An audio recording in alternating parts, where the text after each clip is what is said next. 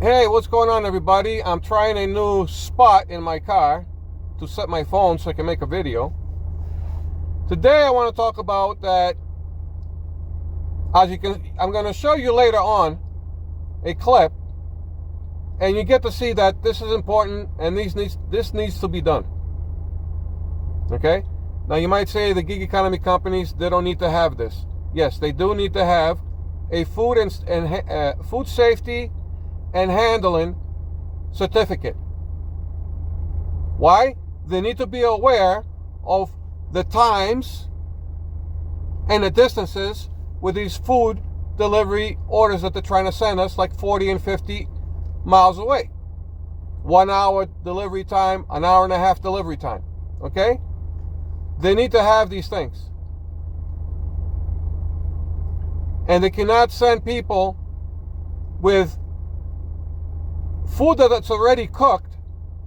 Okay? Food that's already cooked. It has to be above 140 Fahrenheit. 140 Fahrenheit, that means we need to have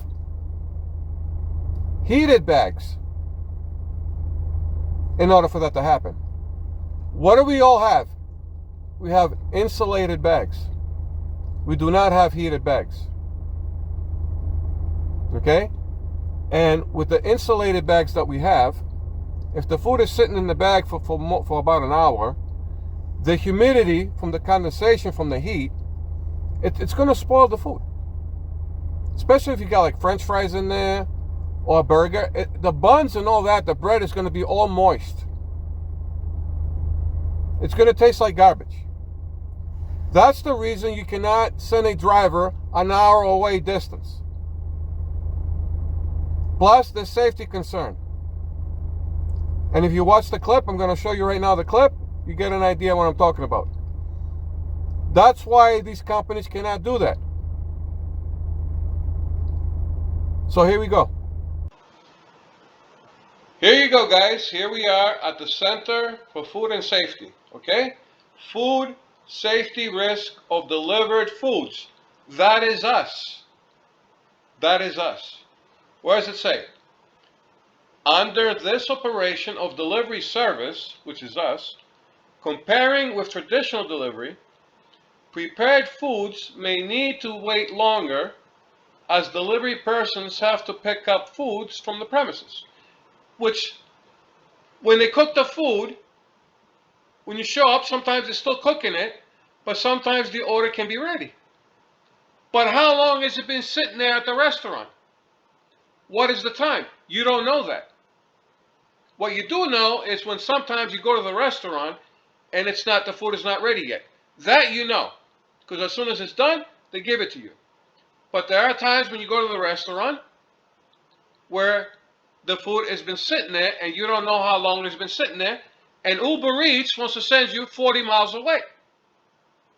And the time is 58 minutes. And how many minutes was the food sitting outside? There you go. Let's continue. In some cases, delivered foods may be purchased in bulk and delivered in insulation containers to an open area for picking up. That's when the food is sitting there in the bags, and we go picking it up by individual customers. That's if it's not being delivered. But when it's being delivered, it's by individual drivers. These may result in additional time in delivery and or distribution. Delivered meals are usually perishable foods, and that's the whole point. If there is improper time temperature control during delivery, microorganisms, including pathogen, that may be present in foods can grow rapidly to a large number and make people sick. Indeed, similar to traditional way of ordering, delivering foods without time or temperature control, which Uber Eats and the rest of them, but Uber Eats is king, can increase food safety risk, and that's what Uber Eats like to do. As such, proper time temperature control is important to address the potential food safety risk arising from delivered meals. And that's my whole point. You cannot have an item that is food delivered 40 and 50 and 60 miles away, and the time that's on there. No gig economy, but Ubereats is notorious for this. Most of them coming from Ubereats. The other ones do the same stuff too. Instacart does it. DoorDash does it, but not as much as Ubereats is doing it. There you go. Enough said. And the proof, there you go. Food safety risk of delivered foods. There you go. The title is right there. Center for Food Safety. It's right there. And another thing is that there are other articles that talk about that the food in the hot bag, it has to be above 140 Fahrenheit. Is the food in your isolated bag above 140 Fahrenheit? Nobody knows that. There you go. I rest my case. That's only part of it. What you just saw, that's only part of it. There's other sections and other locations where I checked, and it says that the food has to be 140 degree Fahrenheit constantly if it's food that it's cooked. Now ask yourselves, why does Spark Delivery with the Spark drivers, they have a timer on every offer that you picked up, and it tells you if the timer exceeds the time before you deliver the order, it's perish. It's a perishable item. They'll tell you to bring it back, and they give you a time. Let's say this needs to be delivered by 3 o'clock. If it's 3:02 or 3:05 and you still haven't delivered it yet, you have to bring everything back. Ask any Spark driver why they do that.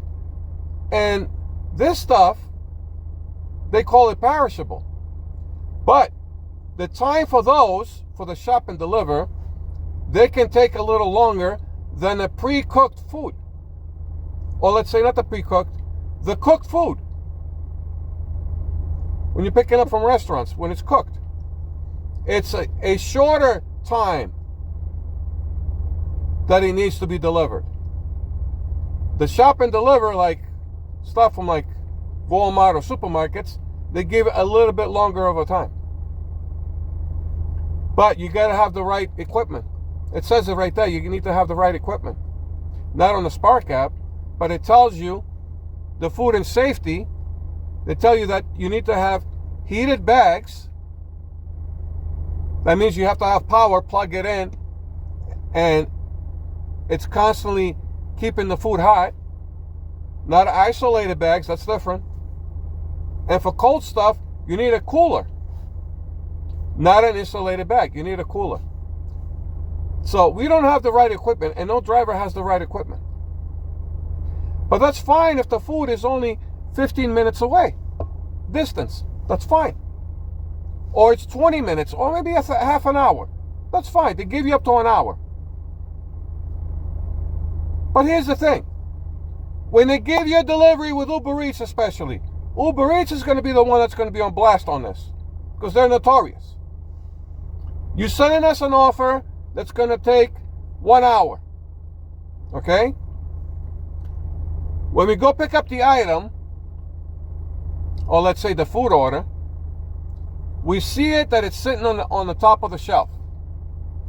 How many times has that order been rejected before I went and picked it up? Does anybody know? Maybe it didn't get rejected at all. Maybe you showed up and the food was already there. Okay, let's say it wasn't rejected.